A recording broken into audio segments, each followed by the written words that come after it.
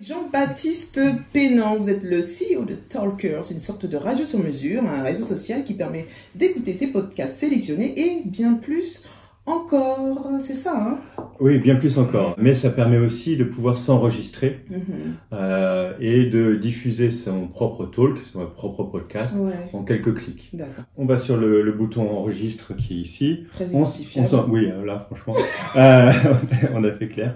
Là, on est en train de s'enregistrer. Tu vois l'onde là qui est en train de bouger. Quand tu es content, tu fais stop. Tu peux réécouter. Et tu fais suivant. Tu changes l'image, le texte, etc. Tu peux l'envoyer directement sur les réseaux sociaux, Twitter et Facebook pour l'envoyer. Tu fais partager et hop, voilà, ton talk est en cours d'upload. Ton talk est uploadé et maintenant tu le retrouves sur ta home et tous tes followers vont l'avoir sur leur home aussi. Au même titre que les autres émissions sur lesquelles ils sont abonnés. Donc il n'y a pas de distinction entre un replay radio, un podcasteur indépendant ou ce que quelqu'un, un talker peut produire aussi. Si tu suis cette personne-là, eh ben, tu es contente de savoir qu'elle vient de produire quelque chose. Comment on crée son flux justement?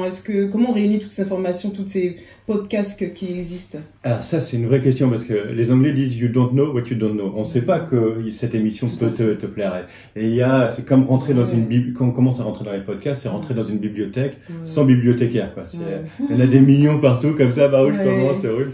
Et donc du coup, nous, ce qu'on a fait, c'est que à l'installation, quand tu crées ton compte, tu donnes tes centres d'intérêt. Et tes centres d'intérêt, ça peut être start-up, ça peut être culture, ça peut être sport, bien sûr, relations entre les hommes et les femmes, parce qu'il y a quand même plus de catégories, il y a énormément de catégories. Et du coup, il va te chercher, en fonction de ton âge, un certain nombre d'émissions qui correspondront globalement à ça. Après, à toi d'affiner. Bien sûr, c'est des propositions, tu enlèves, tu prends, etc., etc. Et ça va te fabriquer ta première home. Après, tu as toujours dans l'application la possibilité d'aller sur la recherche où tu as encore de nouveau tout un tas de catégories, etc. Donc tu rentres dans tes catégories jeux, cinéma, économie, entrepreneuriat. Et vous, comment vous les rentrez toutes ces podcasts? Vous prenez un flux ça fait partie de nos petits secrets. D'accord. Mais c'est des flux publics, hein, pour le coup. Donc on ne fait que référencer, on diffuse rien à part ce que les gens ont enregistré dans l'application, bien évidemment. Techniquement, au niveau de la diffusion audio, c'est comme si on parlait du coup en audio, quoi. C'est comme si j'enregistre quelque chose en audio avec ma voix. C'est exactement ce qu'on est en train de faire. Exactement, c'est ça. Oui, tout à fait. Je parle vraiment plus en termes de mobile. Par exemple, quand on parle sur WhatsApp, quand on peut enregistrer un message en audio, c'est la même manière. Il n'y a pas de technologie spécifique. Non. Alors après, on a forcément un peu d'encodage pour que la qualité soit bonne, etc., etc. Il y a tout un tas il y a toujours un peu de technique derrière qu'on veut masquer. Donc on la cache, etc. Alors ça va dépendre de ton micro surtout, le bruit du micro. Si tu as un petit micro, genre micro-cravate, tu sais, ils prennent le son vraiment qui est autour de 30 cm de toi et ils cassent bien tous les sons qui sont derrière. Donc il y en a qui font des talks en marchant dans la rue.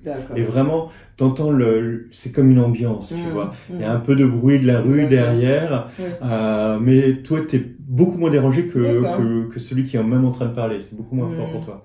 Et puis sinon, tu mets un petit micro, comme on en a un ici, en prise jack, et tu fais ton enregistrement qualité, pas professionnelle, mais en termes de qualité d'audition, c'est tout à fait acceptable pour ceux qui l'écoutent. D'accord. Quelle place doit avoir cette nouvelle pratique de communication entre les réseaux sociaux classiques et ceux qui proposent l'échange à travers l'audio et la vidéo, par exemple? Parce que du coup, c'est juste comme si... Alors, il y a deux choses d'abord. Du coup, c'est comme si moi je me disais hello, ça va le matin et je pose mon audio, du coup. Chacun est libre. On parlait de liberté. Moi, je suis pour la liberté de parole, donc fais-le si tu as envie. Après, je suis pas sûr de te follow dans ces cas-là.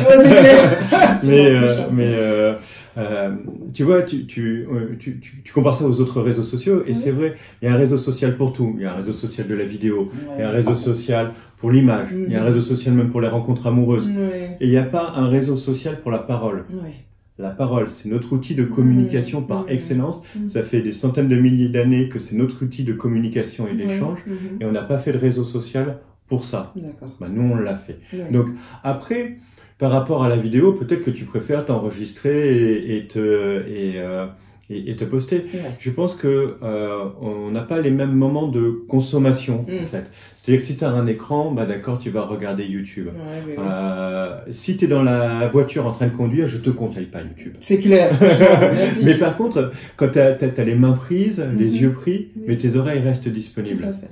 Donc là, tu as deux choix. Ou tu écoutes de la musique, ou tu écoutes quelqu'un parler qui te raconte une histoire, qui nous raconte ce qu'on est en train de se dire maintenant.